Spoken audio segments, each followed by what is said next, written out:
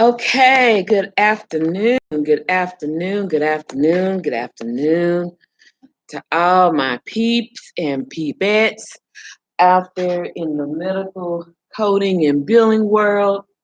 This is your one and only Mrs. Harper coming to you live, ready to do a recap of chapter 1 that we talked about on last week, as well as chapter 2.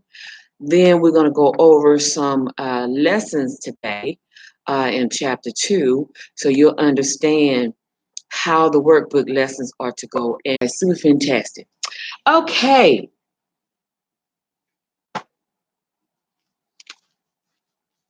So with me going over chapter 1, role of an insurance billing specialist.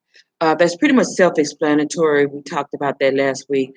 I'll make another video about that probably tomorrow to recap that. I teach between 3 colleges, so I teach just about the same thing throughout all 3 colleges.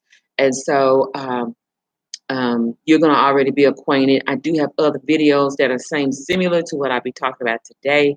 You're more than welcome to look at those, but I'm going to move forward just a bit. So role of an insurance billing specialist, we're going to put to deal with.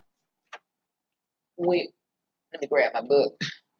This 2019 edition. This is the 15th edition that is now authored by Linda Smith. Miss Fordney, Marilyn Fordney, I believe is her name, has retired. I think this may be her protege that has taken over her writings of the book, and it has been restructured in such an orderly fashion. And I really like it, how they restructured this book, because I think it should be structured like this in a fashion that they can understand it progressively. So that's my professional opinion of this book, and I really like it. So thank you, Linda Smith. Okay, so I'm going to take this out, and we're going to move on to chapter 2. Now, for those that have the 14th edition, chapter 2 talks about HIPAA. It talks about privacy. So when you do look in chapter 2, if you have the pink and white book, which is the 14th edition, that was the last of Marilyn Fortney's book.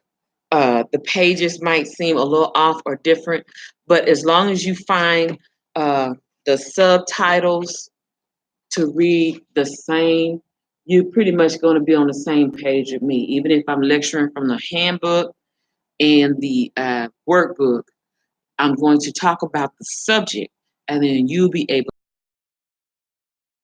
security and HIPAA. And then me and another class that I teach at another college, the handbook last night, which I'm really glad we did. Chapter 3 in your handbook talks about compliance and fraud. So in this 15th edition, chapters 2 and 3, in the 14th edition is altogether chapter 2. They have broken down chapter 2 from the 14th edition to the 15th edition, updated, where they have separated them out to be 2 different subtitles. So I'm going to talk about the subtitles so you can understand. Matter of fact, I'm going to write it on the board so you'll know, okay, this is what Miss Harper is talking about. So let me do that. Oh, here, okay. All righty. Write that on the board. And I'm going to write it in print. So hopefully you all be able to see it on video. And remember, if you're new to my channel, subscribe and like. Okay. Compliance. That's an O.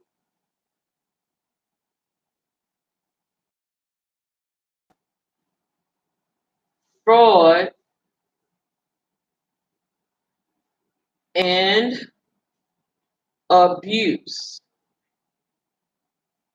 in insurance billing. This is the paperwork that I'm talking from, the 14th edition, so my students can get an understanding all in one. I want to be all in one. Hi, sweetie. I want to be all in one in conversation.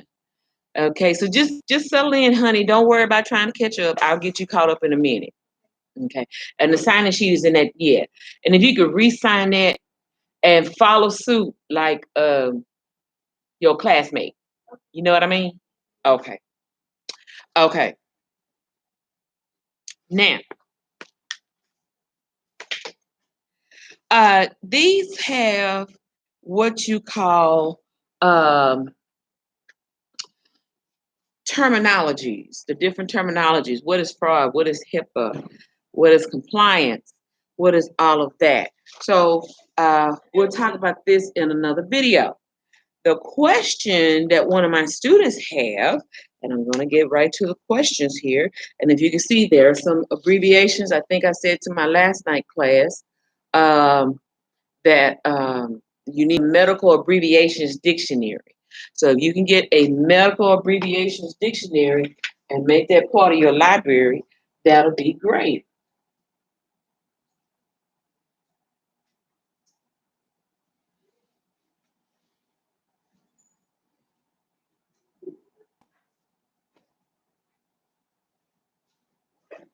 Make that part of your personal library.